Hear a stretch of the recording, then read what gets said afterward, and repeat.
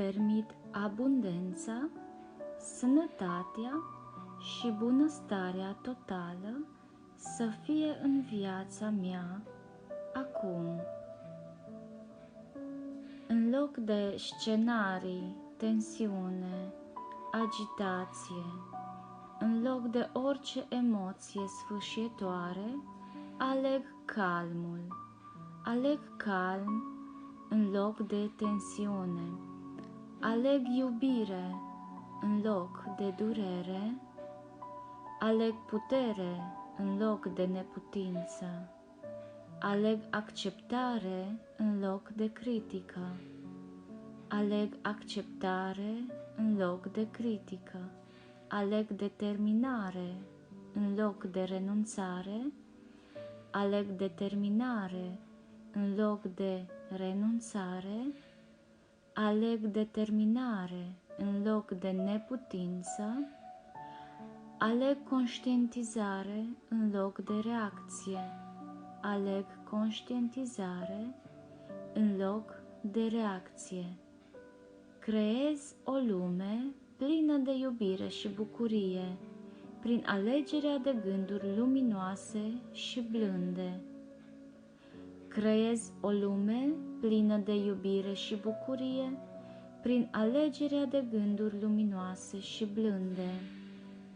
Sunt liberă și în siguranță.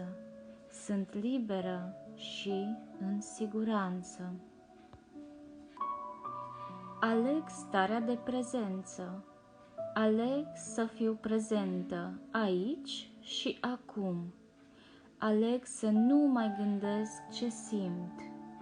Aleg doar să simt. Este perfect să simt. Este perfect să gândesc, dar nu mai aleg să gândesc ceea ce simt. Realitatea este perfectă. Realitatea este perfectă. Tot ce se întâmplă e perfect. Tot ce se întâmplă e perfect. Tot e conectat cu Divinul. Tot ceea ce se întâmplă e Dumnezeu. E perfect să se întâmple, e realitatea. Tot e conectat cu Divinul. Tot ceea ce se întâmplă e Dumnezeu, e perfect să se întâmple, e realitatea. Înaintez, pas cu pas, merg înainte, pas cu pas ca să mă calmez. Când sunt într-o stare de teamă, ca să mă calmez, respir, inspir, simt, pun mâna pe ceva, aleg să simt, aleg să fiu în corp, analizez corpul meu, analizez ceea ce simt în corpul meu, mă uit împrejur, număr ce văd, văd culorile, le compar, spun culorile, spun forma, am o lustră rotundă, pătura mea este albă cu roz, mă uit la ce e în jurul meu. Observ cu atenție ce am în jur, obiecte, culori, privesc cu atenție acum și aici. Sunt în firesc, sunt în ceea ce se întâmplă aici și acum. Când privesc ce este aici și acum, se încetinește timpul. Fac aceste lucruri când sunt în minte, când mintea mea analizează continuu. Aceasta mă ajută să nu controlez. Aceasta mă ajută să înțeleg că ceea ce se întâmplă este perfect să se întâmple. Mă ajută să văd realitatea, mă ajută să mă calmez. Aleg calm în loc de agitație. Aleg iubire în loc de durere. Aleg iubire în loc de durere. Aleg putere în loc de neputință. Aleg putere în loc de neputință. Aleg acceptare în loc de critică. Aleg acceptare în loc de critică. Aleg determinare în loc de renunțare. Aleg determinare în loc de neputință. Aleg hotărâre și conștientizare în loc de reacție. Aleg să cultiv stabilitatea, nu haosul în viața mea. Aleg să cultiv stabilitatea, nu haosul în viața mea. Aleg momentul potrivit. Momentul potrivit este realitatea.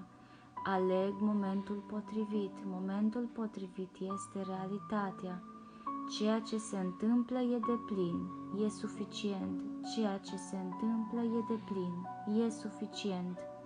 Eu sunt suficientă. Eu intenționez să explorez opțiunile mele. Eu intenționez să experimentez fără teamă. Eu intenționez să experimentez fără teamă. Eu intenționez să experimentez tot ceea ce mi se va ivi. Eu intenționez să experimentez tot ceea ce mi se va ivi. Eu intenționez să angajez sentimentele mele și inima mea în tot ceea ce mi se întâmplă în acest moment. Eu intenționez să angajez sentimentele mele și inima mea în tot ceea ce mi se întâmplă în acest moment. Uneori este despre a face nimic. Când ești într-o stare de agitație, de relaxare, este despre relaxare, despre liniște, despre pace. Uneori este despre nimic. Te oprești, stop, nu mai faci nimic. Când ești în agitație, când mintea ta gândește continuu, stop, oprește-te. Stai, liniștește-te, stai într-o stare de pace, de relaxare. Nimic este suficient câteodată. Voința mea este puternică și fermă. Voința mea este puternică și fermă. Mentalul meu este concentrat și încrezător. Mentalul meu este concentrat și încrezător. Am deplină încredere în Dumnezeu. Am deplină încredere în Dumnezeu, în puterea subconștientului meu. Am deplină încredere în Dumnezeu, în puterea subconștientului meu. Am o voință puternică și o încredere deplină în forțele mele. Am o voință puternică și o încredere deplină în forțele mele.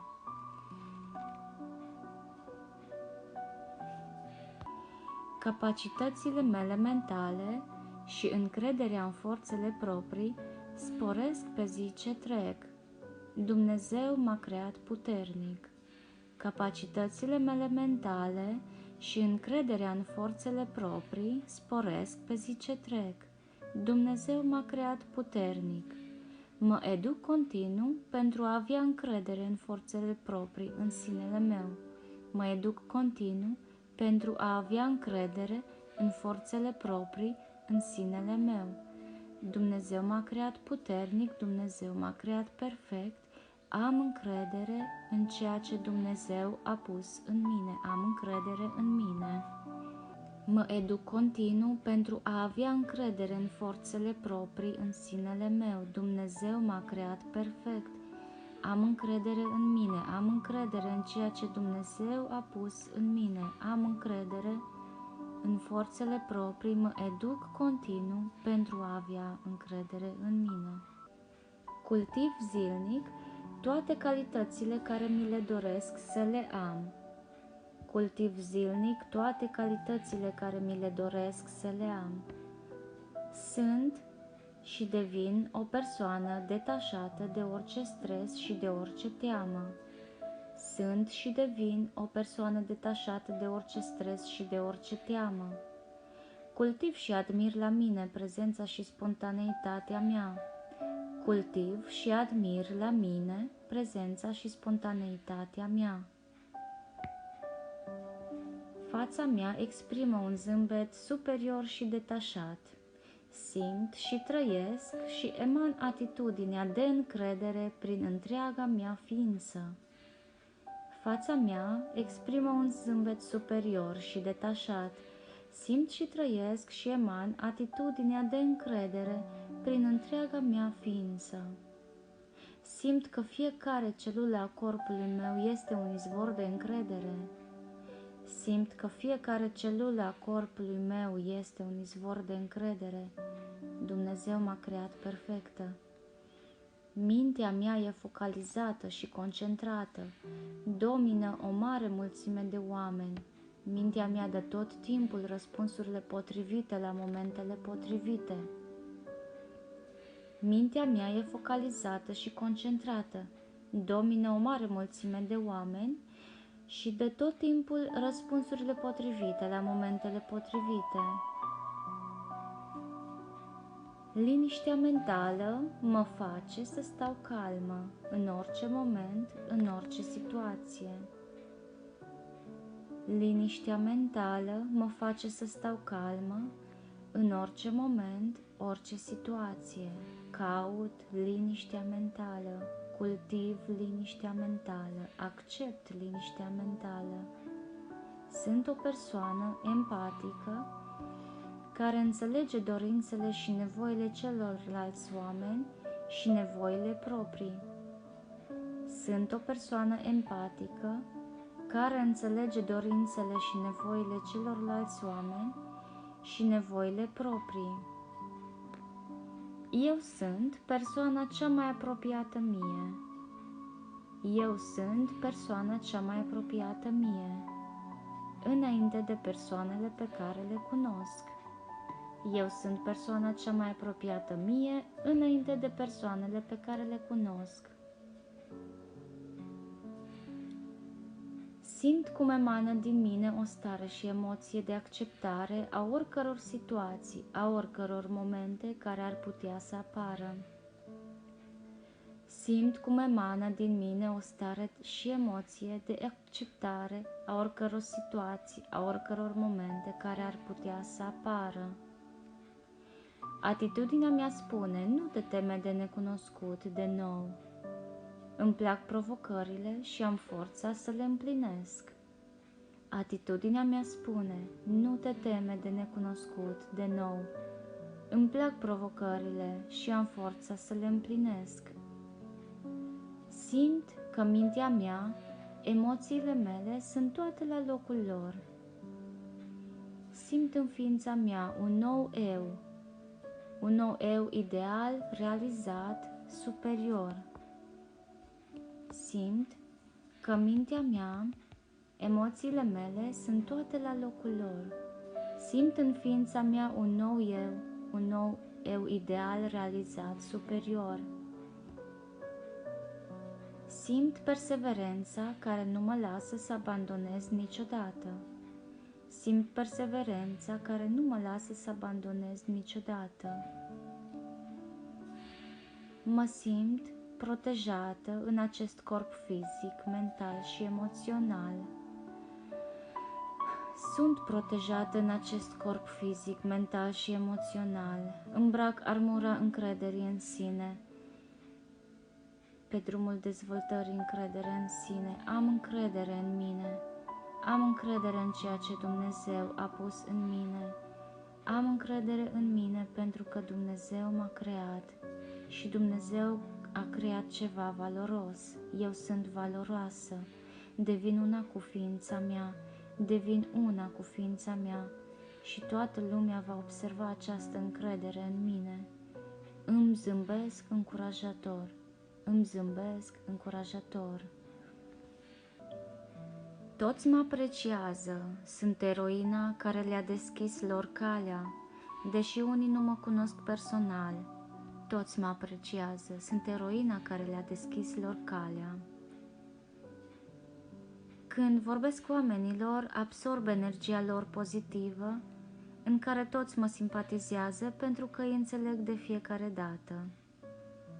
Acumulez energie pozitivă. Când vorbesc cu oamenilor, absorb energia lor pozitivă, în care toți mă simpatizează pentru că îi înțeleg de fiecare dată. Acumulez energia pozitivă care se sedimentează în corpul meu. Fiecare privire mă încarcă cu tot mai multă simpatie și încredere. Acumulez energia pozitivă de la alți oameni care se sedimentează în corpul meu. Fiecare privire mă încarcă cu tot mai multă simpatie și încredere. Sunt într-o stare calmă de fiecare dată când vorbesc cu oamenilor. Sunt într-o stare calmă de fiecare dată când vorbesc cu oamenilor. Când vorbesc cu oamenilor, îmi simt starea calmă, liniștită, îmi simt vocea clară, calmă, liniștită. Tot ceea ce gândesc în acele momente e subiectul prezentat de mine. Simt cum îmi mișc corpul când vorbesc, simt corpul meu când vorbesc, simt cum zâmbesc la întrebări și răspund fără grabă, ca să am tot timpul ca să gândesc acel răspuns. Mereu respirația mea este calmă și liniștită, la fel și bătăile inimii. Când vorbesc cu oamenilor, îmi simt vocea clară, calmă, liniștită. Când vorbesc cu oamenilor, mă simt clar, calm, liniștită. Tot ceea ce gândesc în acele momente e subiectul prezentat de mine, e ceea ce vorbesc eu. Îmi simt corpul când vorbesc, când gândesc, simt cum zâmbesc la întrebări, simt cum răspund fără grabă, ca să am tot timpul ca să gândesc acel răspuns.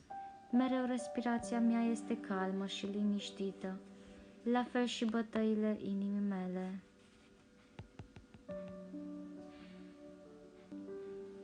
Mulțumesc oamenilor care mă ascultă pentru încrederea lor și apreciez tot timpul acordat. Îi privesc, le acord atenție și le mulțumesc oamenilor care mă ascultă pentru încrederea lor. Le mulțumesc pentru timpul acordat. De fiecare dată când vorbesc, preiau tot mai mult de la Dumnezeu care este în mine. Duhul lui Dumnezeu se lipește tot mai mult de mine, preiau tot mai mult de la El, atitudinea potrivită, gesturile potrivite, gândurile potrivite. Preiau și învăț și primesc tot mai mult. Dumnezeu este eul meu superior, este idealul meu. De la El învăț cum să gândesc, ce atitudine să am, cum să mă exprim, ce să fac în anumite situații, cum să gândesc, învăț să simt, învăț să trăiesc aici și acum. Dumnezeu este în mine, Dumnezeu m-a creat, El este viața. De fiecare dată când respir, îl respir pe Dumnezeu. Pentru că respirația mea este de la Dumnezeu, este parte din Dumnezeu, este El, viața. Sunt una cu El. De aceea atitudinea potrivită este atitudinea mea, gesturile potrivite, gândurile potrivite, sunt gândurile mele, sunt gesturile mele. Pe parcursul unor zile și a unor momente dintr-o zi, am momente în care mă gândesc și simt emoția puternică a unui moment în care am avut deja succes și mă bucur în liniște de succesul avut. Mi-aduc aminte de ceea ce am reușit și mă bucur în liniște. Respir ușor și sunt atentă pe respirația mea, sunt perfect lucidă, plină de forță și încredere în sine pe tot parcursul zilei. Respir ușor, sunt atentă la respirația mea, sunt perfect lucidă, sunt plină de forță și încredere în sine pe tot parcursul zilei. Am total încredere în mine, îmi place de mine, îmi place de vocea mea, îmi place de ceea ce simt, de ceea ce gândesc, observ tot ceea ce e legat de corpul meu fizic, sunt perfect conștientă de normalitatea mea și de ceea ce trebuie să fie pentru mine. Am totală încredere în mine, îmi place de mine, îmi place de vocea mea. Sunt perfect conștientă de normalitatea mea și de ceea ce trebuie să fie pentru mine. Sunt progresiv conștientă de momentul prezent. Cu cât sunt mai atentă la respirația mea și la corpul meu, cu atât pot să trăiesc mai mult în prezent, în momentul în care mă aflu acum. Acum este suficient. Acum este locul și momentul potrivit. Acum sunt în locul în care trebuie să fiu. Locul în care locul în care sunt acum este perfect. Mă simt din ce în ce mai bine acum, în momentul acesta. Sunt relaxată și accept momentul acesta. Simt mai plăcut relaxarea dacă închid ochii. Când închid ochii, pot să ascult, pot să simt mai bine ceea ce simt. Sunt mai calmă, mai liniștită. Mă simt relaxată, mă las în voia relaxării, accept relaxarea. Când devin conștientă de respirația mea și sunt atentă la respirația mea, ajung la o stare de liniște, de calm și reușesc să mă conectez cu Divinul, cu Dumnezeu, cu sursa vieții.